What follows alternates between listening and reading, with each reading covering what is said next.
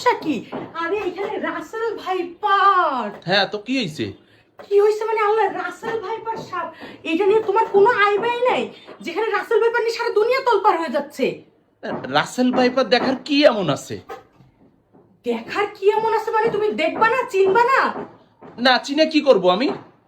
আশ্চর্য, ওই যে রাসেল ভাইপার সাপ তুমি চিনবা না? আজ 10টা বছর রাসেল ভাইপারের সাথে সংসার করে আসতেছি, সেই জায়গায় ওই রাসেল ভাইপার চিনে আমি কি করব? 10 বছর তুমি রাসেল ভাইপারের সাথে সংসার করতেছো মানে? কোথায় রাসেল ভাইপার? কি বলো, আমাদের ঘরে কই রাসেল ভাইপার কোথায়?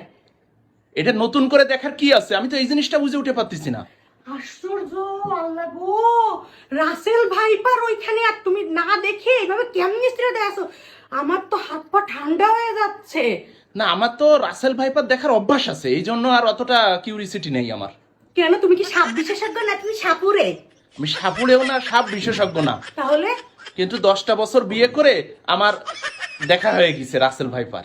কি তুমি এতক্ষণ ধরে আমাকে বোঝাচ্ছ রাসেল ভাইপার? এই আমি কি রাসেল ভাইপারের মতন বিষাক্ত?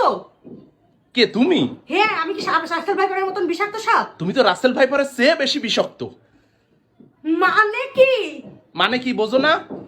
তুমি, আমি কোথায় রাসেল ভাইপার মারলে নাকি 50,000 টাকা পুরস্কার পাওয়া যাবে? আমি তোমাকে এই জন্য ডাকলাম যে তোমার এই সাহসটুকু আছে কিনা, অ্যাটলিস্ট ঘরে 50,000 টাকা আসবে। আর তুমি কি বলো আমি রাসেল ভাইপার, আর আমার সাথে তুমি 10 বছর ধরে সংসার করতেছো, জ্বলে যাচ্ছ, পুরো ছাই হয়ে যাচ্ছ। ওই রাসেল ভাইপার মারলে তো 50,000 টাকা পুরস্কার দিবে, তোমারে মারলে যে কত দিত আল্লাহই জানে।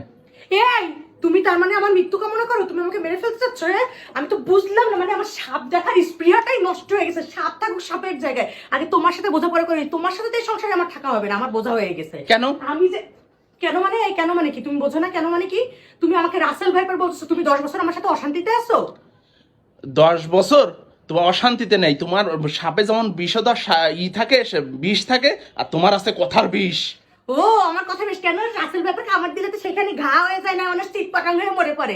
আমার কামড়ে কয়বার তুমি মরছো আর কয়বার জেতা হইছো? ওই যে তোমার কথায় আমি প্রতিদিনই মরে যাই।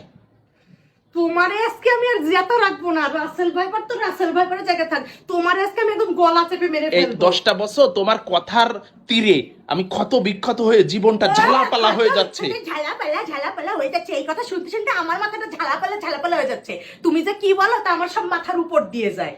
ওই সাপ না দেখে তোমারে দেখলে সবাই বুঝতে পারবে হ্যাঁ, আমার রাসেল ভাইপার কি জিনিস। তোমার কাছেই শুধু রাসেল ভাইপার, আমি আর সারা দুনিয়ার মানুষ রাসেল ভাইপার দেখার জন্য পাগল হয়ে গেছে। দেখো ওইখানে মানুষজন ভিড়, লোকে লোকারণ্য হয়ে গেছে। ওই লোকগুলারে ডেকে এনে ঘরের ভিতরে আসল রাসেল ভাইপারটা দেখাই দিলে খুশি হতে পারতাম।